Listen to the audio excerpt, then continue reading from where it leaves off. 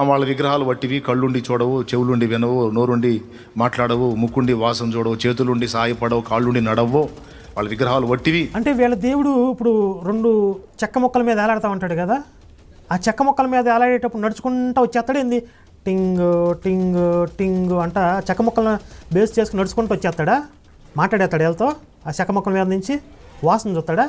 విగ్రహం రూపంలో ఉన్నప్పుడు వీళ్ళ దేవుడు మాట్లాడతాడా, కదులుతాడా? నీ యేసు ప్రభుని ఎప్పుడన్నా మేము తోలనాడామా? నీ యేసు ప్రభు గారిని మేము ఎప్పుడన్నా దూషించామా, విమర్శించామా, తోలనాడామా? ఒక్కసారి కూడా అనలేదే. మన హిందువుల గురించి చెప్తున్నాడు, వీళ్ళు ఎప్పుడూ కూడా వీళ్ళ యేసు మతాన్ని దూషించలేదు అని అతనే సాక్ష్యం చెప్తున్నాడు. చూడండి, అగౌరవంగా ఒక్కసారి కూడా మాట్లాడలేదే.